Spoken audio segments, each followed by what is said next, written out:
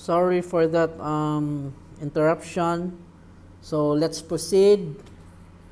The Family Code of the Philippines by Rabuya. So the three components of legal capacity. First is the age requirement, okay? So in the Philippines, the age of majority where persons can legally enter into a marriage contract is at least 18 years of age, okay? So before, the age of majority was 14. So that's why under the old civil code, persons before can legally marry at 14. However, today it was adjusted. Now it is 18. Next is parties must be of opposite sex. Okay, the parties must be a male or female. Okay, so later on I will be giving jurisprudence. Okay, case laws involving parties who entered into marriage by way of sexual transplantation. Okay, so is it valid here in the Philippines, and what are the effects? Next is absence of impediments mentioned in Article 37 and 38. Okay, like what I said earlier, the impediments, for example, if the one spouse is already married, okay, before, so the subsequent marriage is considered void, and that and the spouses can be prosecuted of a crime of bigamy. Okay? Consent must be mutually given. Okay? In order for a marriage to be valid, there must be also a valid consent. Okay? Consent must not be vitiated. When you say vitiated, so for example, the other party is forced or being intimidated. Okay? There was a shotgun wedding. Okay? A wedding through intimidation. Parties must in fact consent, and there must be a physical assent to the contract. Okay? So what are the manifestation of consent? So appear personally before the solemnizing officer and declare in the presence of not less than 2 witnesses of legal age that they take each other as husband and wife. And consent must be freely, voluntarily, and intelligently given. Okay? So, whoever the solemnizing officer, the requirement under the law is that there must be at least 2 witnesses. Okay? These witnesses, they must sign in the marriage contract. Okay? So if you are married in civil courts, okay, or by the solemnizing officer is a judge or a mayor, you need at least 2 witnesses. Okay? So much more in the church. Okay? You need many sponsors in order to help you finance your marriage. Okay?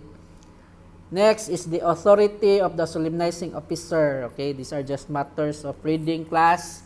I will leave this up to you.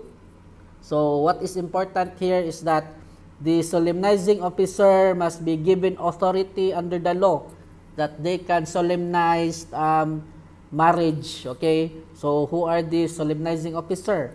So for example, in civil courts, the judge, the justice, okay.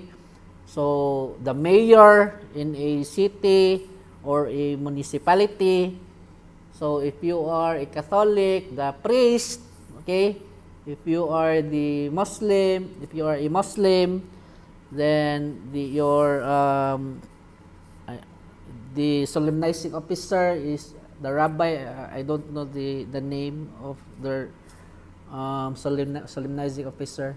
But what is essential here, class, is that the solemnizing officer must have an authority to solemnize marriage. Okay? So, Next requirement is a valid marriage license. Okay? So, to notify the public that the two persons are about to be united in matrimony and that anyone who has knowledge of any impediment shall make it known to the local civil registrar. Okay?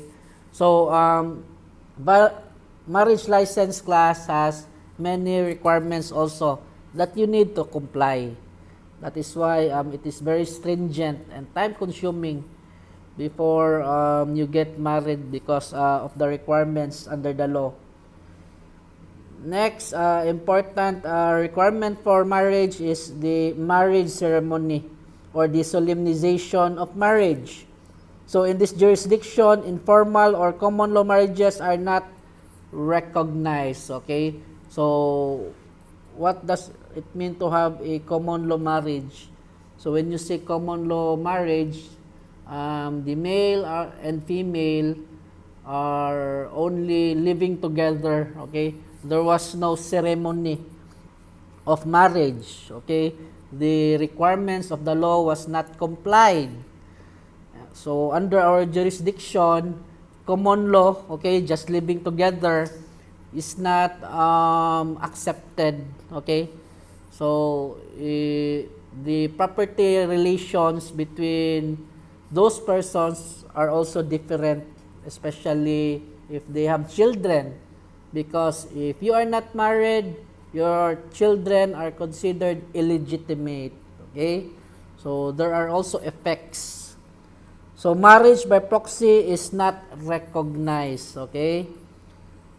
So the requirement of at least 2 witnesses of legal age is merely directory, so that a failure to comply therewith does not invalidate the marriage. Okay? Next is Article 4. So, effect of absence of any requisite. So, what are the effects if there are lapses on the part of the couple? Okay, they forgot to comply with the essential and formal requisite of marriage. So, under Article 4, effect of absence of any requisite. So, absence of any essential or formal requisite, marriage is void ab initio. Okay? So, when you say void ab initio, it is void at the very beginning. Okay? It has no legal effect. It's as if there was no marriage. Okay? Because essential or formal requisites was not complied.